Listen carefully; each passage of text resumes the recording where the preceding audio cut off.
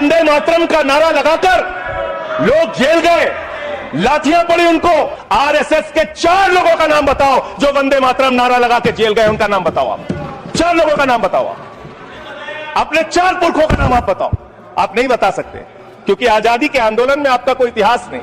कभी आप कहते हो सरदार वल्लभ भाई पटेल आपके हैं। अरे भैया, सरदार वल्लभ भाई पटेल ने आरएसएस के ऊपर बैन लगाया था, यह रिकॉर्डेड हिस्ट्री है। और जब 18 महीने जेल में रखा गया आरएसएस के लोगों को राष्ट्रपिता महात्मा गांधी की हत्या के अपराध में, जब उनको छोड़ा गया, बैन हटाया गया, तो उसमें शर्त लगाई कि आप राष्ट्रीय ध्वज को मानेंगे, यानी कि आप तिरंगे झंडे को भी नहीं मानते थे। आपने 52 साल तक हिंदुस्तान का तिरंगा झंडा आरएसएस के मुख्यालय पे नहीं फहराया सर, नहीं फहराया। और 3 लोगों ने आरएसएस के मुख्यालय पर जब यह झंडा फहराया, उन तीनों के नाम मैं पढ़ रहा हूं, विजय, उन्मत्त, दिलीप, इन तीनों लोगों के खिलाफ आरएसएस ने एफआईआर दर्ज कराई। किस अपराध में? कि हमारे दफ्तर में तिरंगा क्यों फहरा दिया। और कितने साल तक मुकदमा लड़े? 13 साल तक मुकदमा लड़े। यह है आपकी असलियत। आप तिरंगे का विरोध करते हैं, भारत के राष्ट्रीय ध्वज का विरोध करते हैं। जो लोग तिरंगे और राष्ट्रीय ध्वज का विरोध कर सकते हैं वो भारत माता के सच्चे सपूत नहीं है। आप भारत के राष्ट्रगान का विरोध कर रहे हैं। आपके मुख्य पत्र में भारत के राष्ट्रगान का विरोध लिखा गया है। इसके लिए भारत के प्रधानमंत्री को और पूरी की पूरी भारतीय जनता पार्टी को, जो अपने आप को आरएसएस को अपना आदर्श मानती है, पूरे देश से माफी मांगनी चाहिए। आपने तिरंगे का विरोध किया, राष्ट्रगान का विरोध किया, वंदे मातरम आपने लगाया नहीं कभी। कोई आपका व्यक्ति देश की आजादी के आंदोलन में जेल नहीं गया। कभी आपने कोई देश के लिए, हमारे यहां अवधि में कहावत है, नाखून कटाए के शहीद ना बना भैया।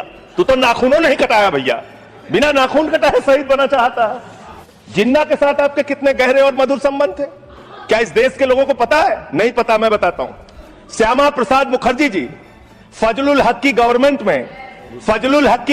में फाइनेंस मिनिस्टर थे, और फाइनेंस मिनिस्टर रहते हुए उन्होंने अंग्रेज गवर्नर को चिट्ठी लिखी थी। यह चिट्ठी लिखी है।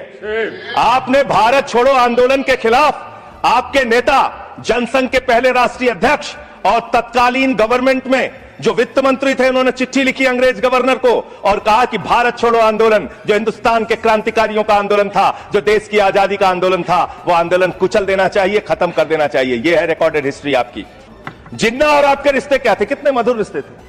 एक राज्य में सरकार नहीं बनाई मान्यवर इन्होंने, नॉर्थ वेस्ट फ्रंटियर, सिंध प्रांत, और फजलुल हक की गवर्नमेंट। फजलुल हक वो शख्स है जो पाकिस्तान बनने के बाद वहां की सरकार का गृह मंत्री बना। आपके रिश्ते उन लोगों के साथ थे, यह देश को पता होना चाहिए। आप भारत की सेना को 4 साल के अग्निवीर पे लेके आ गए, जो हिंदुस्तान की सीमा की सुरक्षा करने वाले हैं, जो वंदे मातरम का नारा लगाते हैं हमारे जवान, हमारे सैनिक, जो -50 डिग्री टेम्परेचर में सियाचिन में, प्लस 50 डिग्री टेम्परेचर में जैसलमेर में भारत की सीमाओं की रक्षा करते हैं, इस मातृभूमि की रक्षा करते हैं। उनके पीठ में छुरा मारने का काम आपने किया, उनकी नौकरी 4 साल की कर दी अग्निवीर की। आपको मातृभूमि से प्यार है, आप देशभक्ति की बात करेंगे। अरे मैंने साइकिल चोर सुना था, लॉकेट चोर सुना था, स्कूटर चोर सुना था, मैंने सुना था तमाम तरह के चोर होते हैं। आप लोग तो वोट चोर निकल गए हिंदुस्तान के अंदर। वोट चोर, 3 करोड़ वोट उत्तर प्रदेश में, 3 करोड़ वोट की चोरी करने जा रहे हैं। कल की मीटिंग में पता चला 17.5% वोट उत्तर प्रदेश में काटे जाएंगे। आप ये कर रहे हैं, ऐसे लोकतंत्र को मजबूत करेंगे? ऐसे आप मातृभूमि की सेवा करेंगे? हमने फिल्मों में सीन देखी है, डाकू लोग आते हैं, जय भवानी जय भवानी जय भवानी कह के, और वो गांव का गांव लूट के चले जाते हैं।